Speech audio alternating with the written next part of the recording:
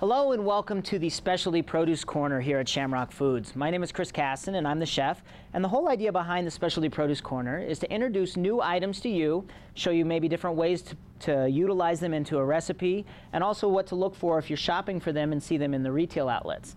Now, today's focus is going to be the Honeycrisp apple, and many of you will see this throughout the season in your local grocery store. They're typically a higher priced apple, but if you can ever get a hold of one, I truly think this is one of the best tasting apples out there.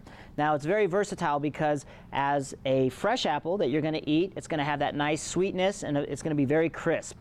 If you want to cook it down, it also carries a lot of those same flavors into whatever your finished dish is.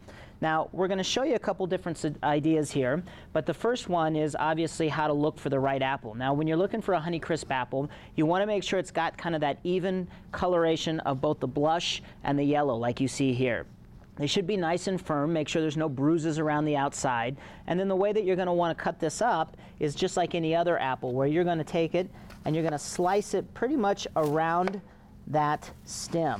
Now, this will allow you to get rid of all of this middle part, which is going to be very dense. It's going to have some seeds in it, but once you've cut this out of there, the rest of this product is all usable. So whether you're going to cut it into wedges or you're going to peel it or whatever you may do, now you have the finished product to get going with that.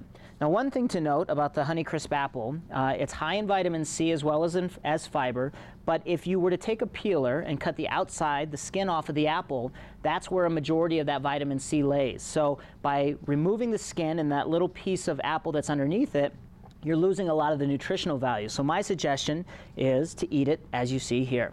Let's take a look at how we might cook this up and incorporate it into a dish. All right, so as we stated, there's a couple different applications, and obviously raw, tossed in a salad, eaten raw as you see here, or made with fresh caramel, it'd be great. But if you want something quick you can do at home, just a little bit of butter, a little bit of brown sugar, we're gonna mix that together. And pretty much all you're doing by adding the butter and brown sugar is you're making almost like a caramel. You're gonna let this start to bubble up. You'll see the sugar break down just a little bit. And once that butter's melted and you get that sugar starting to caramelize as you see there, then we're gonna add our apples. And you gotta be careful because this mixture that you see down in here is extremely hot, but after you add the apples, you can kind of give those a nice little toss. And obviously the longer you cook these, the softer they're gonna get or the more they're gonna break down. So depending on if you want them to be slightly crunchy or if you're looking to have them completely cooked down and nice and soft, just depends on how long you wanna cook them. But you need to make sure you keep stirring them so that they cook evenly.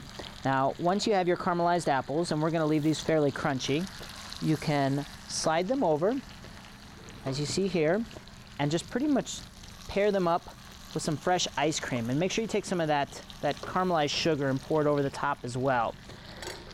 Now, that's very quick and easy, but you can incorporate this into a pie or any kind of fun filling that you may want, but served with ice cream is probably the most traditional and favorite all-time recipe. So I hope you enjoyed this version of the Specialty Produce Corner, and we'll see you again next week.